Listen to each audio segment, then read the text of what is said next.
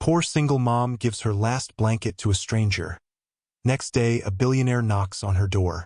Before we begin this incredible story, let us know in the comments where you are watching from, so we can see how far kindness can travel.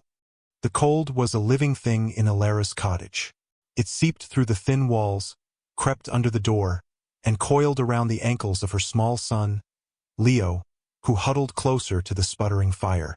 Outside, the world had been erased by a blizzard, the wind a shrieking beast that clawed at their tiny home in the forgotten corner of Havenwood. The silence inside was broken only by the hiss of the last few logs and the frantic, quiet beating of Alara's own heart. Hope was a flickering oil lamp on the table, its flame dancing precariously, threatening to surrender to the encroaching darkness. They had eaten the last of the canned soup for dinner, a watery broth that did little to fight the chill in their bones. Alara's stomach was a tight, aching knot of fear. The eviction notice from Mr. Finch was tucked into the cracked frame of the mantelpiece, its stark, formal letters a constant, screaming reminder of their failure. 14 days, it had said. That was 10 days ago. Now, with the storm shutting down the roads and the power lines, time felt both frozen and terrifyingly finite. Her hands, worn and chapped from years of cleaning other people's houses for meager pay, trembled as she pulled the threadbare quilt tighter around Leo's shoulders. It was all she had left to give.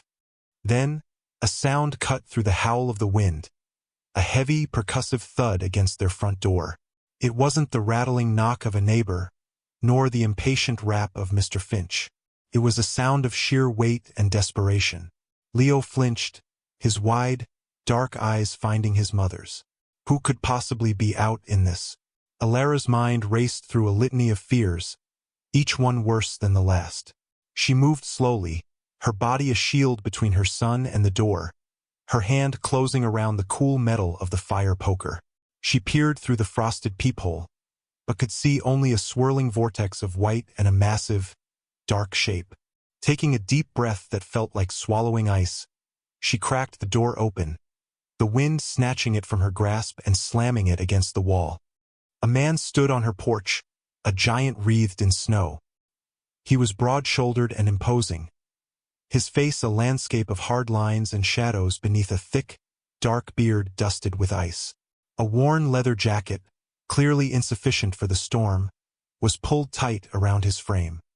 He wasn't looking at her with menace, but with a kind of exhausted resignation. His gaze was steady, his eyes the color of a winter sky just before dawn. He didn't ask for much, just a place out of the wind.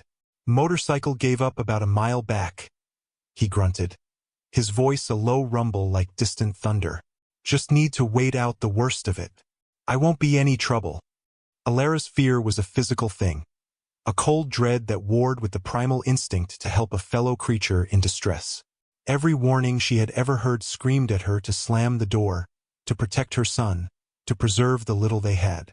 This man was an outsider, a stranger whose presence felt like a risk she couldn't afford. But then she saw his hands, raw and blue with cold, clenched into fists to stop their shaking. She saw the genuine weariness in his eyes, the way he hunched his shoulders not in aggression, but against a cold that was sinking into his very bones. In that moment he was not a threat. He was just a man at the mercy of the storm, just as she was at the mercy of the world.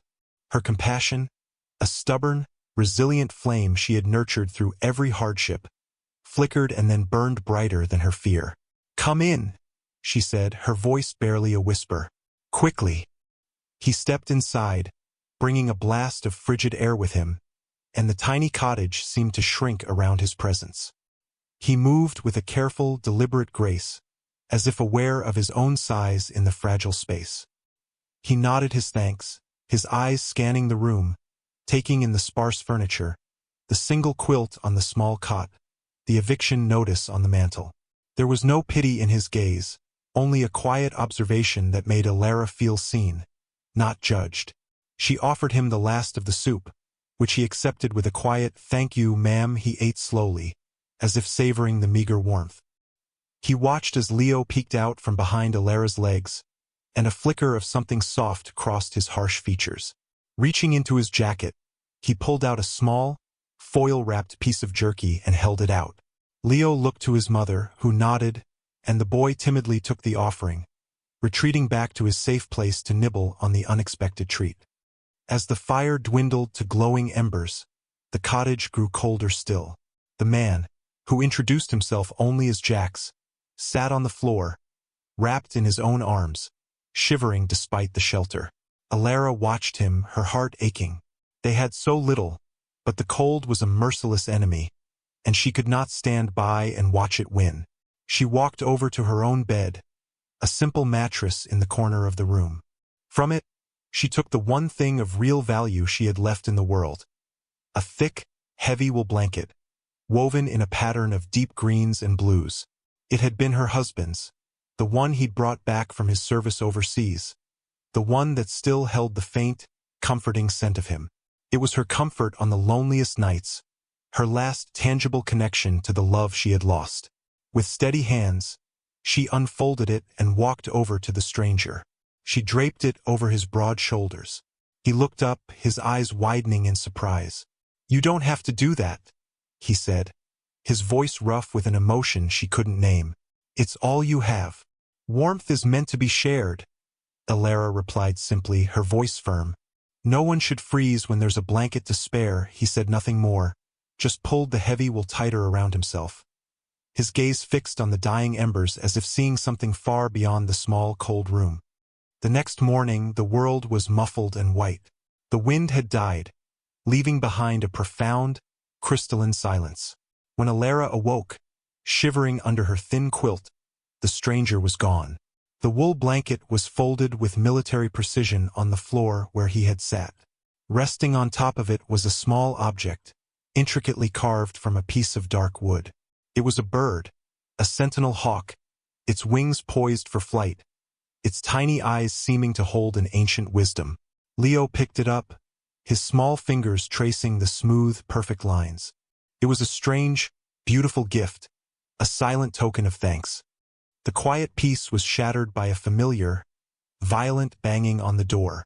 Mr. Finch. He didn't wait for an invitation. Pushing his way inside, his expensive boots tracking slush onto her clean floor.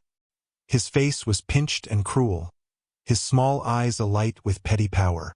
"The storm's let up," he sneered, his breath fogging in the cold air. "Doesn't change the fact that you're behind. I've been generous, but my patience is gone. You have 24 hours to produce the full amount, or I'm having the sheriff drag you and the boy out of here. I don't care if you have to camp in a snowbank." He looked around the cottage with disgust, his gaze lingering on their meager belongings. "Should have thought of that before you stopped paying your way." He slammed the door on his way out, leaving Alara shaking, not from the cold, but from a deep, soul-crushing despair. She sank to her knees, pulling Leo into a fierce hug, tears finally blurring her vision. It was over. There was nowhere to go, no one to turn to. They were well and truly lost. She spent the next few hours in a daze of hopelessness, mechanically going through the motions of survival, her mind a blank wall of panic. She held the small wooden hawk in her hand, its solid weight a strange counterpoint to the hollowness in her chest. Around midday another knock came, softer this time. Alara's heart seized, certain it was Finch, returned to torment her further. She opened the door, bracing for the inevitable cruelty, and froze. Standing on her porch was a man who looked as though he had stepped out of another world. He wore a tailored charcoal suit that seemed immune to the snow. His silver hair was perfectly coiffed, and his eyes, a startlingly clear blue, held a calm, assessing intelligence. Beside him, a sleek black car idled silently, its presence in the snow-choked lane as alien as a spaceship. "Mrs. Alara Vance?" he asked, his voice calm and resonant. She could only nod. "My name is Silas Croft. May I have a moment of your time? A friend of mine sent me. His name is Jax." The name jolted her from her stupor. Silas's eyes fell to the wooden hawk clutched in her hand, and a small, knowing smile touched his lips. "I see he left you a marker. We call that the Sentinel's mark. It's only given to those who show true honor, who offer aid without asking for a price." He explained that he and Jax were part of a group, the Iron Sentinels. They were not a club, he clarified, but a brotherhood, forged in the deserts of a foreign war. They had built an empire on a simple, unbreakable code. You repay every debt, and you reward every kindness 100-fold. Jax told me what you did, Silas said, his voice softening. He told me you gave him your last blanket when you had nothing. That kind of integrity, it is the rarest and most valuable currency in the world. Before Alara could process his words, another vehicle came roaring up the lane. It was Mr. Finch's truck, and beside him in the passenger seat was the town sheriff, a weary-looking man named Davies who always seemed to bend to the will of the loudest voice. Finch stormed out of the truck, his face purple with rage. "There you are. I knew it. Bringing more trouble to my property," he shrieked, pointing a trembling finger at Silas. "Sheriff, I want them out. All of them. They're trespassing. I'm evicting her right now." Sheriff Davies looked uncomfortable, his gaze shifting from Finch's apoplectic face to Silas's unnerving calm. He cleared his throat. "Ma'am, I'm sorry, but Mr. Finch has the paperwork."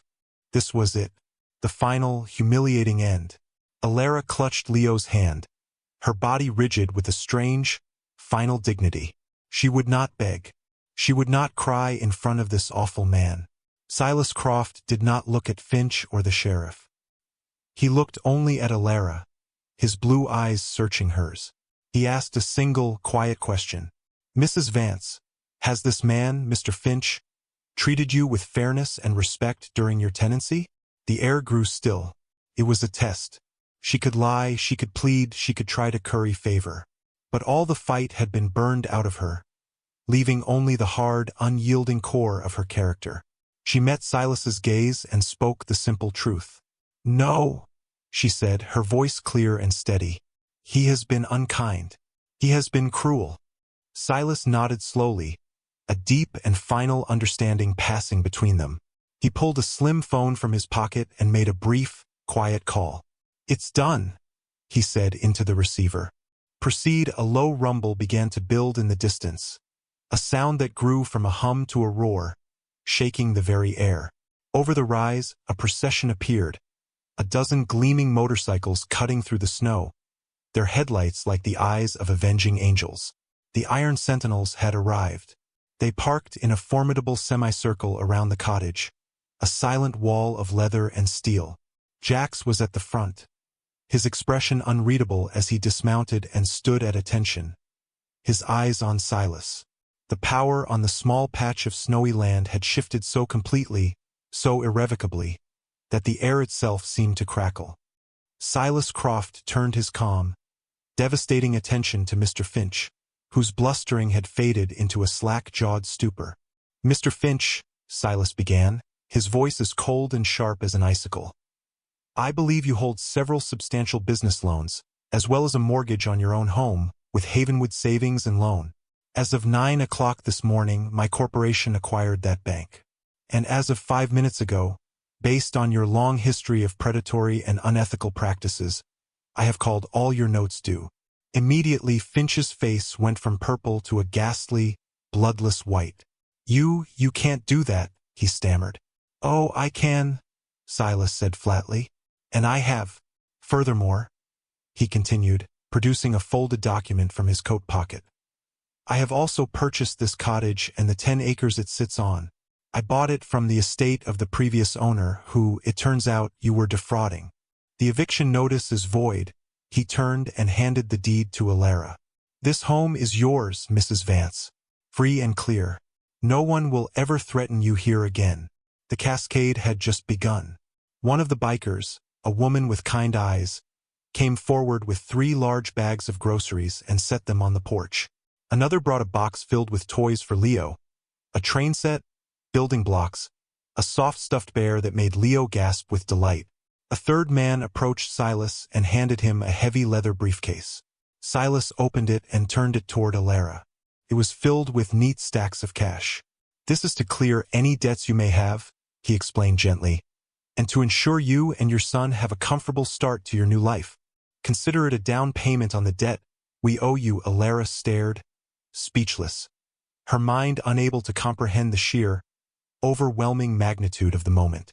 It was a flood of goodness, a tidal wave of grace, washing away years of struggle and fear in a matter of minutes. Sheriff Davies, witnessing the swift and total dismantling of Finch's power, seemed to find his spine. He stepped forward and formally apologized to Alara for his part in the morning's events. Neighbors, drawn by the commotion, peered from behind their curtains. They saw the formidable bikers not as a threat, but as guardians. They watched as two of the sentinels began expertly repairing a broken section of Alara's fence, while another started clearing a safe path to her door. The community's judgment, once a source of Alara's isolation, was being rewritten before their eyes. Later, as the sentinels worked quietly around the property, bringing order and security, Silas sat with Alara at her small table. He told her the full story. He told her about a dusty roadside ambush many years ago, a firefight that had left him bleeding out in the sand. He told her of a young army medic who, against all odds, had refused to leave him behind, shielding him with his own body and using his last field dressing to save his life. That medic's name was Sergeant Ben Vance, Alara's husband. "He saved my life that day," Silas said, his voice thick with emotion. "He wrapped me in a standard-issue wool blanket, just like the one you gave Jax. When Jax described it, I knew. Couldn't be a coincidence." Alara finally understood. This wasn't charity. It was a debt of honor, paid across years and circumstance, a circle of kindness completed. Jax approached her then, holding the small wooden hawk. "We are your family now, Alara," he said, his voice no longer rough, but filled with a fierce, protective loyalty. "You and Leo will never be alone again." Months later, spring had chased the last of the snow from Havenwood. Alara's cottage was transformed, with a new roof, warm, insulated walls, and a garden bursting with the promise of new life. From her renovated kitchen, she now ran a small community pantry, funded by Silas, ensuring no one in her town would ever feel the gnawing hunger she had known. The Iron Sentinels were a regular presence, no longer feared outsiders, but respected as the town's quiet protectors. They were Leo's uncles and aunts, a loud, loving, and fiercely loyal family. Alara stood on her porch, breathing in the sweet air, watching Leo laugh as Jax pushed him on a newly built swing. A true, deep smile graced her lips, a smile that reached her eyes and erased the last shadows of her long winter. She had faced the darkness with a single, flickering flame of compassion, offering her last bit of warmth to a stranger. She never could have known that in doing so, she was lighting a beacon, a signal fire of honor that would guide a family home to her, proving that the smallest act of goodness can echo through a lifetime, returning as a saving grace. If this story touched your heart, please share it with someone who needs a reminder that kindness is never, ever wasted.